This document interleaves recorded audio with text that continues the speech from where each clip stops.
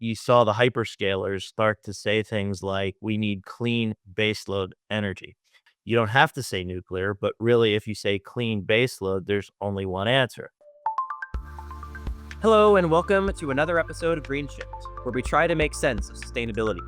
I'm your host, Jordan Kronen, filling in for David Austin, and I'm joined by my co-host, Dr. Victor Nian, founding co-chairman of the Center for Strategic Energy and Resources, CSER.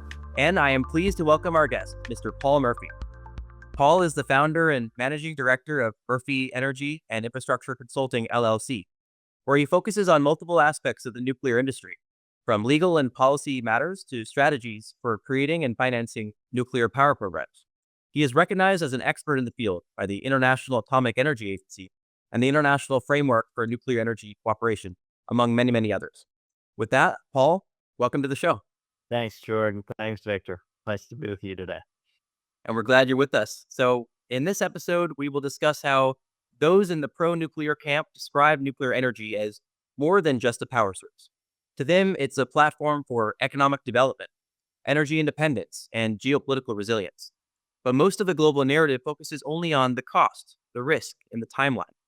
That's why today, Paul will help us unpack some of this and explore the full picture with a keen focus on Asia. I should also mention that our very first episode of Green Shift was also focused on nuclear energy when we had Mr. Assad Razouk, or the angry clean energy guy, on the show. Mr. Razouk's stance was that nuclear energy is nothing more than a distraction, and that we should be focusing most of our efforts on renewables if we are to acquire the goal of energy abundance. So, Paul, why don't we start there, shall we? Let's say Mr. Razouk was here on the show with us today with you. What would be your response to his comments about nuclear energy? Well, thank you for the question. I think for modern economies, you need something running 24 hours a day. And so, if someone were to say we should be, doing extensive research and investing lots of money in, coming up with large scale battery storage that's cost effective, so that we can harness the renewable energy when it runs, I would say that's a great idea.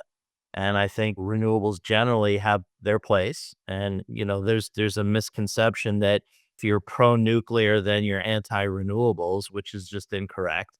For large industrial economies, you can't run the economy on intermittent generation. And until you solve for that, you're going to be constrained. When you do total system cost analysis as opposed to LCOE calculations, you see that renewables don't look as good as people perceive them to be. And again, not knocking renewables, it's just as important to get the right facts and figures. And if you study what's happened in Germany, if you look at what happened, on the Iberian Peninsula several weeks ago, um, intermittent generation has its problems. And we also know too that no leader is going to stand in front of its people and say, sorry, for the next 12 hours, you're not going to have any power. Good luck to you, because we care about the environment. What we've learned time and again in the last several years, with the Ukraine war and other situations, is bottom line, a leader is going to do whatever he or she needs to do to get power to people all the time. Otherwise, there'll be riots in the streets and people will be thrown out of jobs and leadership positions. So, if we say that we have to have power all the time and we care about the environment, which I certainly do, um, you need something baseload. And I think that when you look at what has transformed the discussion globally, and especially in places like the United States, when you look at 2024, you saw the hyperscalers start to say things like, we need clean baseload energy. And that phrase, those words in combination are really important, because you don't have to say nuclear, but really, if you say clean baseload, there's only one answer. Yes, there's hydro, but hydro has its challenges, it has its place, but it's hard to build out more hydro at scale. And so, by saying clean baseload energy, it's pushing the discussion more and more into the nuclear space. And again, renewables has its place, but you see time and again that the need for a whole variety of reasons of needing power 24 hours a day at scale. And that's the math problem that everyone has to solve. And so you can advocate for stuff, and that's fine, but you actually have to solve the math problem. And I think that's sometimes where we get it wrong is when people want to advocate that's okay, but no one's actually trying to solve the math problem, and that's what we have to do, and you can't solve it with intermittent generation alone. Advocates for uh, avoiding nuclear would state that battery technology has come on quite strong. The cost has come down precipitously, and as the technology increases, that is where you can get your baseload. And the you talked about math. I think some of the opponents would say the math doesn't math for nuclear because of the long lead times, how expensive it is, how over budget it normally goes, or how it has been, and that small modular reactors, as great of an idea as it might be, might not be as applicable as some advocates state. What would you say to that?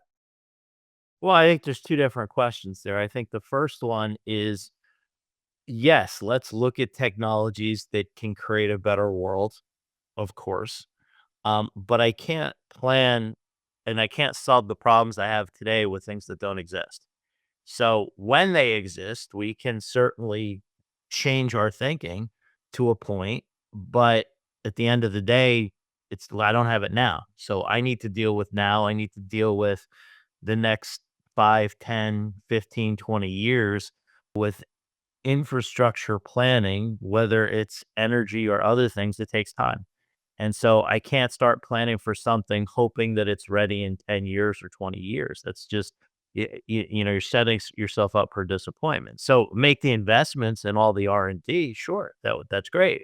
And then when we know that we have something, we can have that conversation. But, for the meantime, um, you gotta go with the tools in the toolbox. And, the other thing you have to consider too is the land requirements for wind and solar. And, do you have the land to actually get the amount of power that you need? And, depending on where you are with severe weather events, if you're exposed to category 4 and 5 hurricanes, solar panels and windmills start to become projectiles, not sources of energy generation. So, you have to consider all those things. So it may work in some places, it may not work in other. If you're in, the northern or far southern parts of the globe in the winter, there's not a lot of sun, period, or some places don't have wind. And so all those things have to be factored. Similarly with nuclear, you've got to deal with seismic issues is just one thing. So, that's why you need a diversified mix when you're planning. And that's, one thing maybe we'll talk about in a bit. So again, it's not all of one or all of another. You can see depending on where you are, the country's capabilities and needs, um, you plan accordingly. In terms of the second question about some of the cost and other issues, when you're modeling all this stuff, use the right model. That's why I mentioned total system cost before. When you look at a nuclear plant in the United States, our entire fleet, with the exception of the 2 units at Vogel, they're all Gen 2 reactors, and they were licensed for 40 years. They're being extended to 60 and 80 years. So the new designs, like an AP1000, will get licensed for 60 years. So that should probably get you 100 years. Um, so when you think about the amount of power you're getting, always run versus renewables that are intermittent, and then you have to replace what every 20 years or less. So if you say, "Oh, well, my plant only cost me this," but it's not running all the time. So it's not the nameplate capacity when it runs. It's, how much power are you getting out of it annually, and you have to measure that. And then you also have to think I could build one nuclear plant that could run 100 years versus doing it 5 times over with renewables. Again, not a knock on one or the other. It's just, use the right facts to assess the issue. And when you're thinking about mega projects, which for the most part, solar and wind are not. When you're in the mega project space, yes, they cost a lot of money. Yes, they're complicated. Yes, they do have cost and schedule issues that have to be managed. So all of that, but, put it into context is when you study mega projects, is that a problem that's unique to nuclear power plants? And the answer is no. Mega projects have these problems across many different infrastructure segments, yet we tend to say, "Oh, well, this is a nuclear problem," when it's really not. And, once it is built, um, you're probably gonna have an asset for 100 years. And so that has to be recognized relative to what you're comparing it to, and if you do an apples to oranges comparison, you're gonna get the wrong answer. So you've gotta compare the things the right way to really look at it. When you set up your energy system, nuclear has to run all the time. So you want to sell the power all the time. Renewables, it's great, in a world where, hey, it's easy to build, the technology's not that complicated. And then when you run, people have to buy your power and you have no accountability for when you're not selling power or the grid upgrades and all the things that happen. That's a great business. And if I were in that business, I would be advocating for renewables all the time. I started as a project finance lawyer. And if you do, a combined cycle gas project and a 20-year PPA, in the PPA, there's provisions that say you have to be providing power this percent of the time. And if you're not, there are penalties because whoever's sort of buy that power wants it all the time. You don't see that in renewables PPAs. It's just, I have to buy the power. Well, that's great. But who wants to be on the other side of that deal? Or who wants to be the utility that can't sell power? It's great if you're the renewables person and says, well, when I produce, people pay me. Well, then there has to be something else for all the other time. And who wants to be in that business? That's not a great business to be in, or the power price gets really expensive. And what that backup power is, or standby power, whatever label you want, the quality of that power really matters because if you're running renewables for 6 or 8 hours a day, and then your backup power is coal, well, aren't you offsetting and overwhelming the benefits you created from the clean generation? So all these things have to be managed. So for a renewable advocate to just say, "Well, let's just do renewables," there's nothing wrong with saying that. It's just, but are we dealing with all the other issues to get the end result we want? Not just, I want to be in the renewables business because the system's set up because it's great economically for the developers and maybe not so great for everybody else. Yeah, Paul, I think that's really a good explanation of that. In fact, one of my point was about renewables being a distortion to the power market because everything is based on dispatchability. Right? You have dispatchable power source, and that's what's the fundamental making of our electricity market, whether you have liberalized ones or regulated ones. So, there's so much renewable energy coming online during the day, it actually pushes the profit down for the fossil fuel generators or the thermal generators, pushing them also probably most of the time coming in online in the evening time where the power price is lower. So there might actually be a disincentive, or rather, the fossil fuel generation companies might not have the incentive to invest in generating capacity anymore. And by the time your base load start to increase, you might actually have a power supply gap. Basically, people are not incentivized to invest, but demand is rising. So who's going to cover those gaps in supply by the time your industries or residences or houses starts to consume more energy? But I think I just want to take one step back. You mentioned the term called the total system cost. I think for the benefits of our audience, maybe you could explain what does it mean by total system cost in the context of renewables versus nuclear or thermal energy generation. Well, I mean, probably you could do a better job of it than I can, but since you asked, I'll at least start and then you can correct me. But when you think of when people say, well, it costs this much to build the plant, and you're modeling what the maintenance costs are, and then, how much money you make from the sales of the electricity, you get numbers. And that's okay. But what it misses is in the case of renewables, if you have to then power something else, if you say that the renewable asset generates 5 megawatts of electricity, well, it's not 5 megawatts 24 hours a day.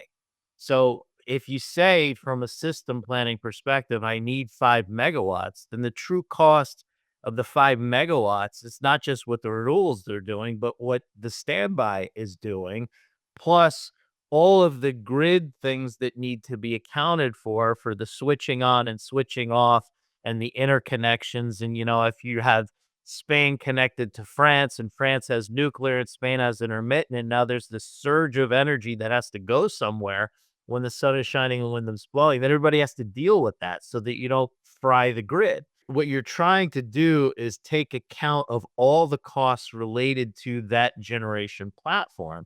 And for nuclear, you say I have 5 megawatts or 1,000 megawatts really, and I'm generating that all the time. I have interconnection, of course, but all of the grid management stuff, if it's properly, I don't have to worry about because I'm not switching on, switching. I'm running it all the time.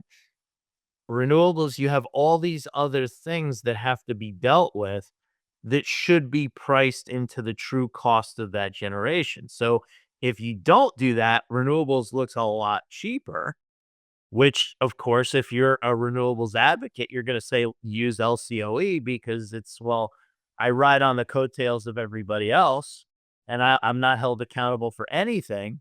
And then nuclear is kind of saying, well, wait a second, you're taking the best of everything and handing me the worst of everything and then saying, why can't I compete? So that's not the economist's answer. And Victor, you can add more color to that, I'm sure. But that's kind of what's the true cost of the power for the system.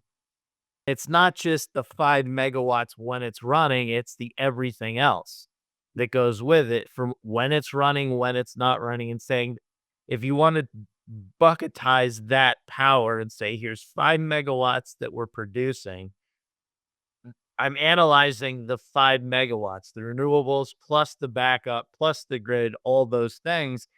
Now you get a different issue because when you think about it, if I build a nuclear plant, large, small, doesn't matter, pick a number, 1,000 megawatts, I have one asset, runs all the time. If I have intermittent, now I got to have two things to do the job of one. And if I don't account for that reality, of course the numbers are going to look better. And that's why renewables are a beautiful business if you can get away with convincing everyone that LCOE is the right number. Yeah, How exactly. did I do, Victor? Yeah, that's a great explanation. I think if I were to do it, I'll probably going for a much more technical explanations about balancing grid services, ancillary services, etc. But yeah, I think what you have explained, Paul, is totally makes sense. It's not about having 5 megawatt from the renewables. It's about having 5 megawatt 24/7 from the same renewable source all the time, every single second. And that is simply impossible. And everything else you put in energy storage, backup, balancing, someone else trying to do something to accommodate. And most importantly, the dispatch, the grid operations, everything comes to the cost. And those, you're right, people don't account for that, especially the renewable advocates. They think, as you mentioned, the LCOE is more important, but actually, the end result is what is the total cost to the And economy. the thing is just the reality of building more renewables doesn't necessarily solve the problem because if I build 4 1,000 megawatt reactors, I have 4,000 megawatts all the time. And if one's down for maintenance or there's an unforced outage, well, then I have 3,000 and not 4,000. Renewables, the more I build, when the sun goes down, all of them are not producing. You can know when the sun's shining, but for the cloudy day, but when you may just have days where the wind doesn't, and it's all out. So saying, well, I have 5 megawatts and now I'll double that and I'll have 10. Well, yes, but it's still 10 for a few hours and then zero. And so that's the challenge that when you think about this, just putting more renewables on the grid, if you say, well, if I have 5 megawatts of solar and now I multiply that by 20, then I have 100, okay, great. But when it's down, it's all down. And there's not like, well, the sun's shining on these panels and not those. I mean, globally, yes, but we can't transmit power globally. So you've got to look at the area, and there's just a finite time when things can happen. You can't you can't run life like that. I mean, there's that fundamental, people don't understand how this works. And that's not disparaging. It's just unless you're in the business, you're not going to understand how it works. And people in the business don't even fully understand how some of this stuff works.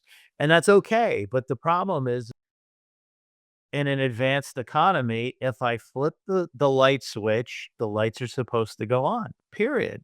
That's all that people care about ultimately. And when I turn the spigot, clean water is supposed to come out, or at least water's supposed to come out, even if I can't drink it.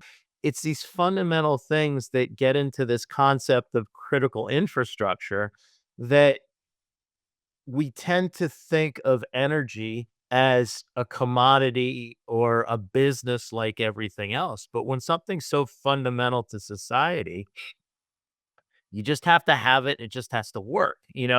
Yeah, there you have to consider costs like anything else, but you need a police department, you need a fire department, you need hospitals, you need roads and bridges and things that just have to be there and they have to function. I'm very much free market, limited government, all that kind of stuff, but not with electricity because it's so fundamental. Do we just want to let the market decide? And can we accurately price everything? Well, we just talked about LCOE versus total cost. That's system cost. That's one thing. But, are you pricing the environmental impact? If you're not, then, if I have coal, then I'll just build coal. Or if I gas, I'll be just gas because it's easy to build and everybody knows how to do it. Great. But do you care about the environment? If the answer to that is yes, well, then that can't be the answer. So you get to a more limited set of solutions. And, one of the challenges I think we have now with nuclear is you look at the change discussion that's really happened on multiple levels over the last year to 2 years with hyperscalers and data centers and that level of demand coming onto the grid and creating problems. And again, they said their words, clean baseload energy. The problem for nuclear is if you're starting planning now, it's 10 years, right? So you need people that can think longer term across those longer horizons. No one likes that answer. But from a national planning perspective, that's where the governments can come into this because in theory, governments can take longer views.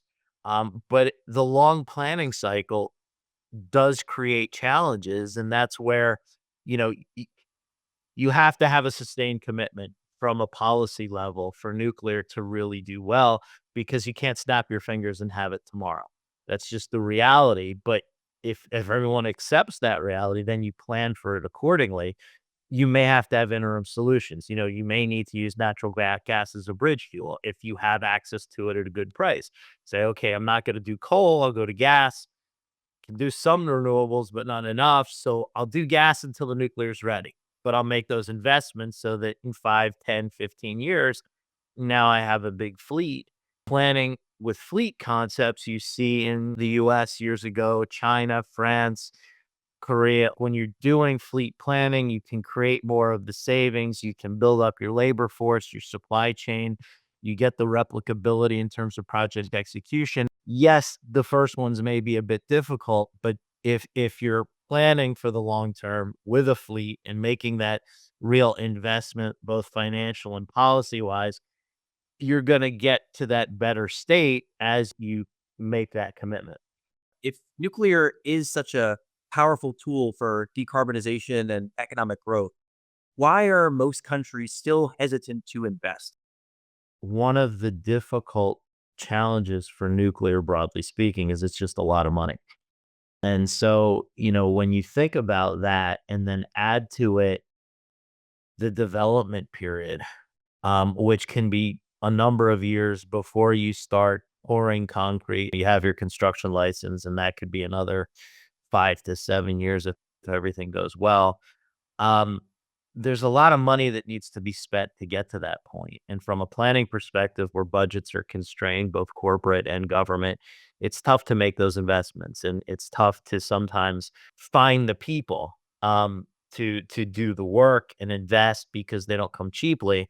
So spending that money early on, sometimes people don't want to do that, and then you become sort of penny wise, pound foolish because you didn't spend the money to get the right advice and put the program on a good footing and have a good plan, and then things don't go the way you thought. There's a lot of bad advice out there. There's a lot of statements, people make ridiculous statements about dates and costs that can't be achieved, and that hurts the industry. So I think, just being very realistic and accepting that, these are projects that you're not going to deploy in a year's time, I think is part of it. I think the other thing is that our models fail us when it comes to an asset like a nuclear plant. When you're doing a project, you do a financial model. And when you discount things to the present value, by the time you hit 30 years of operations, everything discounts to zero, right? So your financial model tells you that everything after 25 or 30 years of operation doesn't matter in terms of making your investment decision. Um, but logically, you sit there and say, well, hang on a second. If I have a nuclear plant that's 1,000, 1,200, 1,400 megawatts, and it's going to run for maybe 100 years, you mean to tell me that extra 70 years means nothing? How you make an investment decision versus how you may plan at a macro level as a country should be different. So, yes, use a financial model to look at some things, but also understand that, you look at the case of France versus Italy, and I'm half Italian, so I can criticize my own people. But in 1986, Italy shut down its whole program. France continued. From that point forward, France was paying the cheapest prices for electricity in Western Europe and Central Europe, and Italy was paying the highest. Italy was importing electricity. Italy was importing fuel to run its fossil plants. So if I'm now deciding the next project to build in either country, does any of this matter at the project level?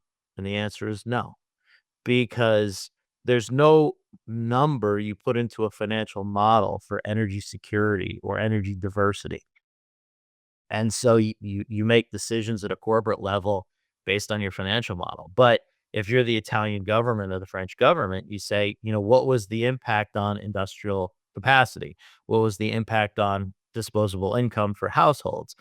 There's massive impacts. And so, depending on where you are in the various roles, it changes. If you stand in a boardroom and say, look, I want to do a project where we're going to invest, 10 or 15 years of money, get nothing. But guess what? 30 years from now, this asset's going to be printing money. Everybody in that boardroom's dead, 30 years from now. Corporations don't think that way. They're not set up to think that way, most of them at least. And so who can? Governments have that ability to think long term. Now, people can challenge that because of political cycles and the need to get reelected and all those things. But from a national planning perspective, you should be able to look much longer. So we have things that don't get captured in the analysis that can be very valuable. And it depends on who you are as to how you value them. So energy security, energy diversity. For a company, doesn't necessarily matter. For a government, hugely important. The useful life we talked about. If I can build one thing to run for 100 years, why wouldn't I do that as to building something every 20 years? You know, that also doesn't run all the time. Logically speaking, if you just didn't call one nuclear and one renewables, and you said door number one looks like this and door number two looks like that, everybody should be choosing the build it once and it'll run for 100 years, right? That would be logical. Your thoughts on when opponents of nuclear talk about waste? How does that get factored into the analytical calculation that you're talking about and the long-term outlook of nuclear? When you look at the waste, there's several issues. First, the nuclear industry actually funds dealing with the waste and long-term disposition. When you talk about decommissioning and spent fuel, the traditional approach is that you're required by law, and this is not the case everywhere, but it's sort of the standard practice of as you sell electricity, you put money into a fund to then fund decommissioning and disposition of the fuel. The other piece is that the amount of fuel, the volume of the fuel, and there's all kinds of great images about this of a soda can or a football field and all these things. It's not very much. So, yes, there is waste, but A, it's very little, B, it can be stored safely, and C, the nuclear industry funds the cost of all of that. When you compare that to other industries, none of that happens, and, again, let's be fair. When you look at the materials that are in solar panels, there's a lot of nasty stuff in that, so how is that being disposed of? If it just goes into a landfill, over time that leaks out. There's been a lot of good scholarship out there about the materials in solar or what do you do with the wind turbine blades? If you're not held to account for that, if you're not required to come up with a solution, if you're not required to store that, well, again, when you do your financial modeling, well, life is great. But I think the nuclear industry is held to a higher standard that others are not. And that's why we successfully deal with this stuff. Now, somebody can say, okay, the long-term repository, that's a bit of a challenge. Yes. But you can store this stuff on site for a century and there's no issue with it. We're going to shift now to focusing on Asia. So, what role do you see nuclear playing in powering clean industrial growth, especially in the global south or in emerging markets like Southeast Asia? The clean aspect becomes very important. One of the concerns globally is as the population grows as more countries, and you said global south. So when you look at where development needs to occur, there's that famous UN graph that plots countries on available electricity and quality of life. So it's known that, being electrified is going to provide a better quality of life and obviously is needed for industrial processes. So you get into quality of life, you get into industrial competitiveness, all those things. And then depending where you're fabricating and where you wanna send the stuff, you have, like, the CBAM and the EU, so it's how you're producing your stuff. If you're not using clean power to do it, you're gonna be paying penalties, and so those that can do things cleanly, are gonna be more competitive economically, which if now you start to say, "Hey, I have clean baseload power." Come here and locate your business, that becomes attractive. As a project finance lawyer, if you build it, they will come is a good way to get fired. But I think we are in a time period where those that can show that they have clean baseload power and the land and maybe the tax regime and other things to incentivize people to come there, if they can show that they can get the power built, industry will show up. And then that means jobs for the country. That means production, exports, all these things that are going to elevate the country relative to its peers because it can provide clean baseload power in an energy hub, an industrial park, a special economic zone. These are ways to bring in jobs and economic growth which you can do absent nuclear for sure, but as soon as you throw the clean component on top of it, well, then the discussion changes because again, if you're looking to attract industry, renewables isn't enough of an answer. Great. And you mentioned the special economic zone. So that's a great segue into the next question. Singapore and Malaysia recently announced plans for a Johor Singapore special economic zone that could become a cross border innovation and manufacturing hub. From your perspective, how might critical infrastructure, particularly clean and reliable energy like nuclear, play a role in enabling this kind of zone to thrive? Well, great question. And of course, shilling for Victor and me, and for CSER, we did an article on this last year to talk about why this is such an amazing opportunity because land and location are really interesting. And because when you look at the two partners in this, the one thing Singapore doesn't have is land, which Malaysia has. And not that Malaysia doesn't have money, but Singapore has a lot of money. And so you look at the combination of the two, and collaborating on something, given the location of the economic zone, it gets really exciting to do stuff, whatever that may be. And the stuff that they're talking about are things like data centers, and look at the move for data centers and AI, and it gets into national security and economic competitiveness and all these things. Yes, data centers need land, but then they need water, and then they need a lot of power. And if they're taking that power, then that power maybe can't be used for other things. You need to figure out how this is going to be powered. And again, as soon as you say we care about the environment, which both countries do, nuclear becomes a good solution. Because again, think of an economic zone. You don't have infinite amounts of land. You got to put stuff there. And if part of your stuff is wind and solar, you need a lot of real estate. That's a problem. So if you think about locating maybe SMRs, which are, you know, land efficient, even relative to large reactors, that starts to make a lot of sense, because now what we're seeing is with industrial decarbonization, we think about the data centers and hyperscalers that's driving it, but you're also seeing desires to decarbonize steel and cement and chemicals and produce hydrogen and all these things. But how do we do this in an environmentally responsible way? Nuclear become part of it. And now when we think about the project, it's not just the black box that produces electricity, it's the integrated project of the black box that produces electricity and how it's going to be used. Because now it's not just about, well, this thing puts electricity onto the grid. Now we're integrating both sides of the project to create efficiencies for both sides. And you have the dedicated offtake, which is good for the nuclear side. When you study large industrial users of electricity, they're not always looking for the cheapest price. They're looking for a stable price and a stable, reliable supply of electricity so they can run their business, because it's an input to something else they want to do.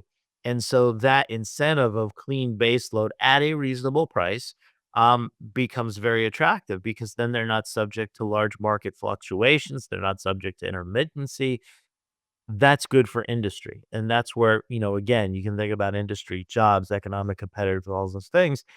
And that's where the economic zone could be really useful. Yeah, and I think that is really stressing on the importance of, a forward-looking planning. And of course, when it comes to small modular reactor, the SMRs, you were referring to, I think with that technology, now we can really calmly talking about economic planning or economic expansion, looking at industrial scale planning. Whereas when it comes to renewable energy, what comes to mind first is to deal with intermittency, deal with grid integration. Whereas when we're hearing from you, when we're dealing with SMRs, we're actually thinking about how do you steadily plan for increasing the base load or increasing the industrial structures and economic structures, adding more manufacturing, adding more data centers, generating economic income while planning carefully together with the energy supply expansion, which is SMR, and it's really bringing. So that's what I want to use the word. It's a calm expansion of supply and demand, rather than jumping the supply and dealing with intermittency all the time and worry about blackouts. Mhm. Well, and the other thing too is I think that energy planners, especially on the government side, tend to forecast demand growth and say, this is my country or my state or province or whatever I'm looking at. And this is my estimates on population growth. This is my general estimates on demand growth. And I just think of it that way. Well, the data center discussion has kind of challenged that, because now the demand growth went from this to this. No one's ready for that. So that's problem one. But no one sort of thinks about, if I have the power, can I attract more? No one's thinking sort of from a marketing perspective, for lack of better phrasing, of, if I can do this and signal that I'm doing this, well, what does that mean for what I could transform the country?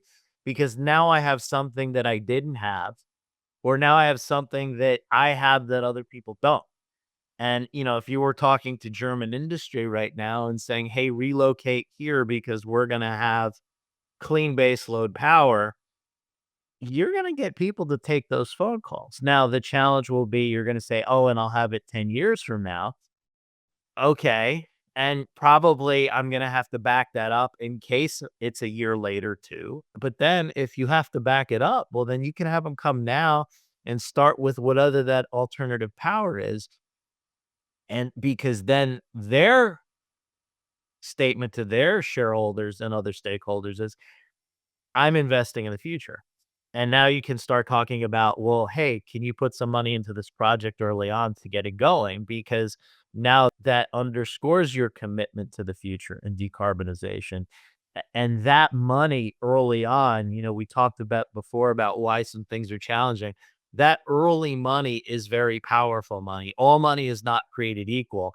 And when you look at development capital versus construction capital versus refinancing, the availability of that money changes and the pricing of that money changes. And that early money, which gets into the hundreds of millions of dollars before you start first safety concrete, that's really important, very powerful money. And if you can go to the hyperscalers and say, put that in and unlock this project with money that's kind of walking around money for you, that's very powerful. We've seen that now with Amazon and X Energy for their Energy Northwest project. It's the first time, in the United States where the hyperscaler is actually putting money into project development, not investing in technology or not saying, I want to be the off taker, but actually putting money into the development process to get the project going.